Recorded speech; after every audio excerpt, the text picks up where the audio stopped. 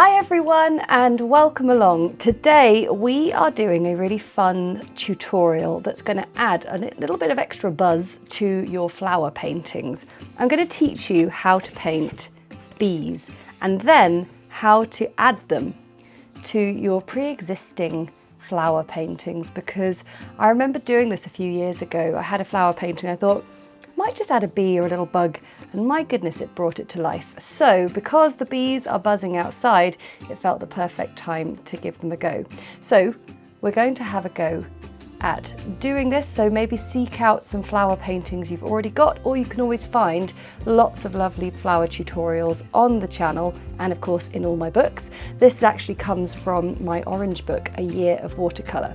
But before we do start, I do want to tell you we've got a 7-day free trial of Patreon running all the way throughout the month of June, which means you can try the top tier, which is the cherry blossom tier, for free for 7 days, just so you can have a look around, see all the wonderful tutorials and live stream recordings and everything we've got on offer. So head to the episode notes below for your Patreon link, try your free trial, and I hope you'll stay with us and enjoy all what we have to offer on there. But for now, let's do some bees.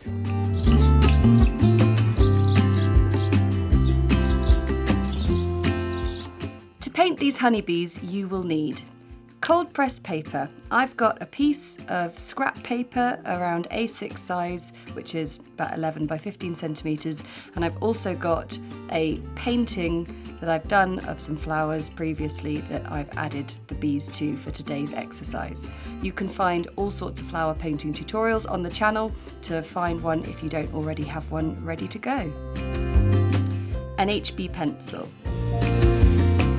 Hard and soft erasers. Pointed round brushes, size 0 and size 2, and size 4 for mixing. Colours I used: yellow ochre, Payne's grey, burnt sienna, Hansa yellow medium, ivory black. 2 jars of water, paper towel for cleaning and blotting your brush. Okay, grab your paints and let's get started.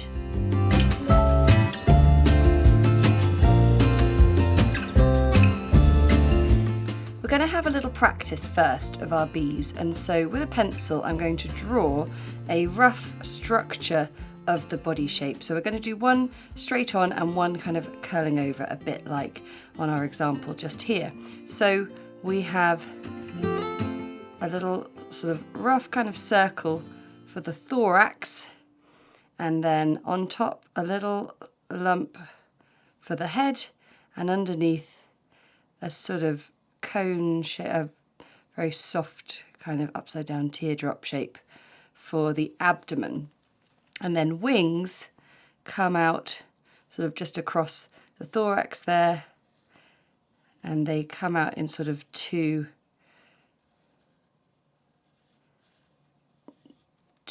wing shapes like that.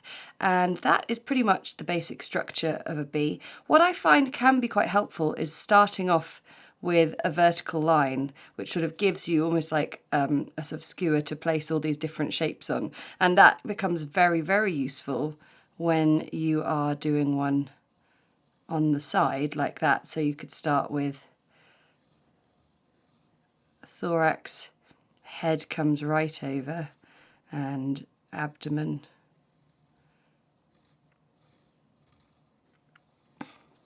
And then the wings sort of coming from there. I like to sort of place them in like that, and you could have maybe one coming up even further. And that is how I tend to start the structure of the bee. Of course, when we do the painting, it's really important that your pencil lines are really, really faint. So I'm going to draw in a second set here that are nice and pale, and we can get painting. I'm going to mix up a lovely pale base body mix. So I've got some yellow ochre here, and it's all going to be really pale and dilute. I'm going to take a little bit of Payne's grey and a bit of burnt sienna, just to make a nice sort of pale colour. And That feels like quite a good base. So Crumble's hair is everywhere today. So we've got our base colour. Then we're also going to need Hansa Yellow Medium for obvious reasons in a bit.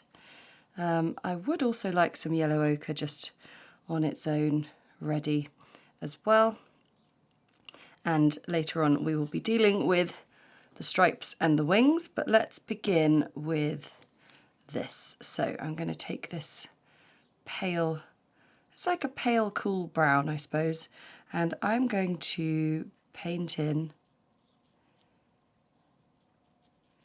the body of the thorax here and leaving space for the wings, and then I'm going to come down into the main bulk of it, and I'm going to just add in a very faint bit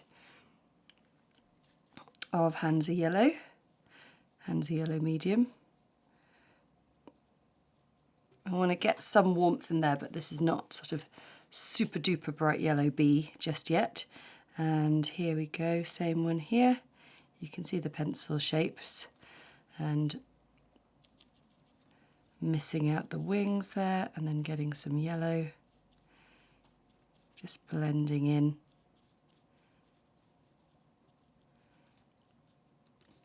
And that is a good start.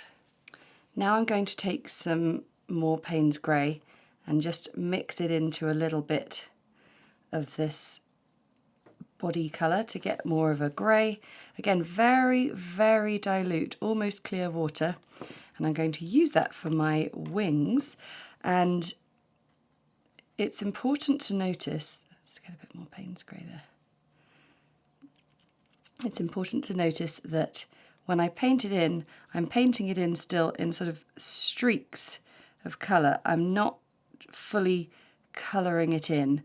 I'm still leaving some unpainted space here and there, and that's to get the character of the wings, because we'll be doing some little outlines on them in a little bit. But I can now just take slightly stronger brown and Payne's Grey and just very, very faintly just start to get a little bit of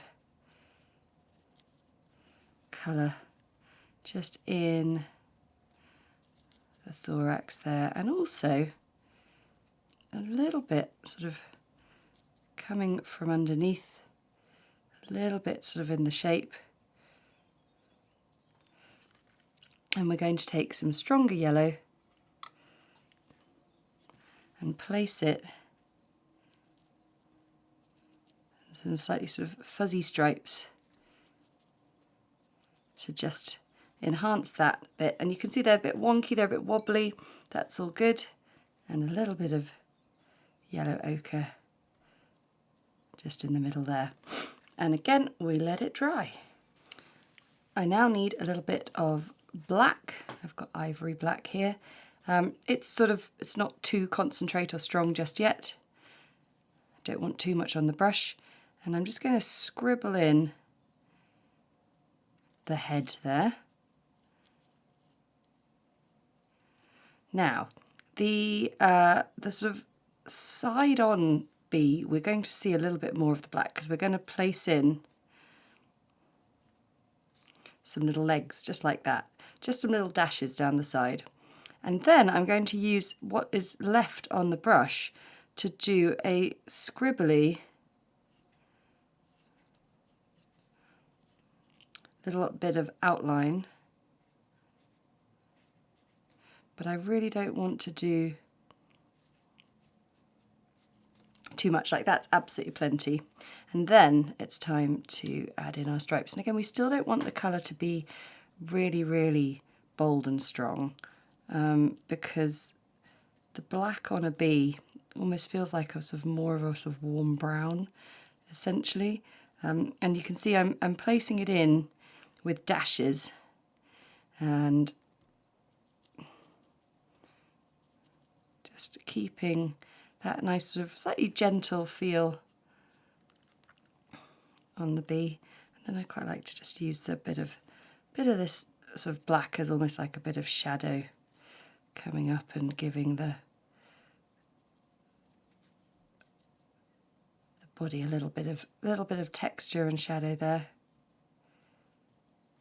And then finally we'll do some little squiggly antennae, and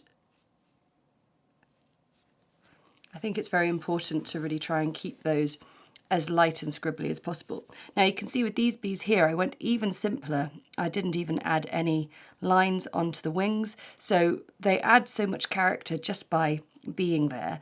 But let's place them on to a painting that I've got of a very seasonal flower, the nasturtiums here. Now the nasturtiums are actually in my book, A Year of Watercolour, so if you want to learn this exact painting, you can find them in here in the summer section. And it was so cool to actually see a bumblebee on top of our nasturtiums just outside the door of the studio. So I'm going to draw mine in, and then we can just go over the painting process one more time. So I've got it to the first wash stage, and now I can put the wings in.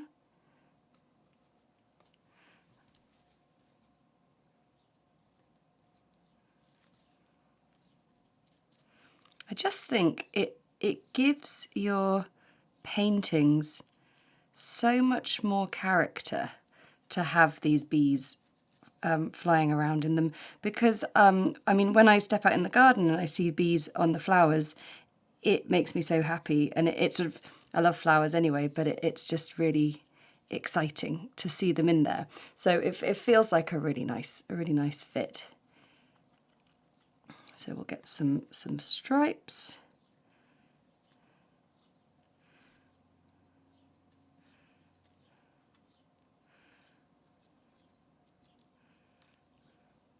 And you can play around with this. Obviously these are more like honeybees, but you could just change the shape for a bumble, just making everything just a little bit more rounded and voluminous. There are all sorts of lovely varieties you can try.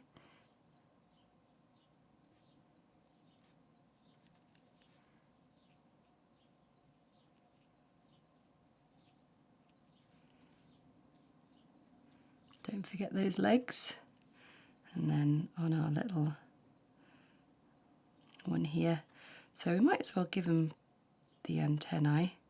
Of course, I suppose the one thing with this is you can't paint them sort of right on top of the flowers, because we're doing this sort of after the painting of the flowers.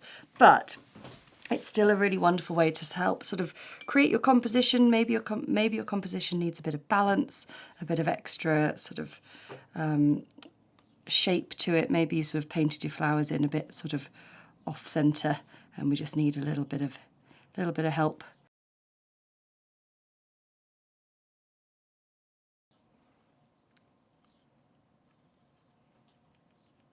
So I need a very small amount of the black.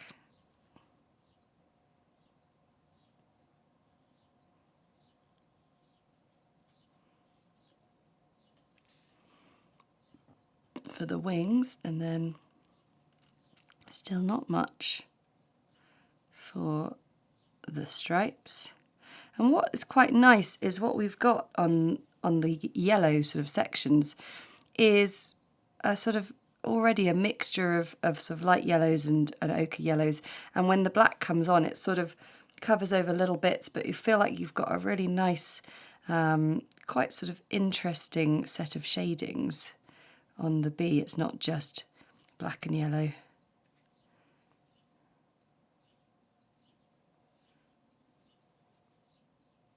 You can see how I'm almost using this fine line pen like a calligraphy pen, a fine line brush like a calligraphy pen. And I think that would be a really fun thing to try as well. I'm also just going to put one or two little lines of glaze, just an extra little bit of that grey going up the wings. Lovely. And so there you are, our lovely flower painting, now with an extra bit of buzz with some bees. Now, the other really cool thing I want to tell you today is we've got a free 7-day trial of Patreon available to you to start anytime in the month of June. And it's the top tier, the cherry blossom tier, which means you get access to absolutely everything we offer on there. And I thought, with this in mind, I just wanted to show you this painting, which is a recent painting we did on Patreon. We did it over the course of a few weeks, really break it down, go nice and slow. We just have so much more time on Patreon. We cannot even hope to fit in this kind of detail in a painting on YouTube.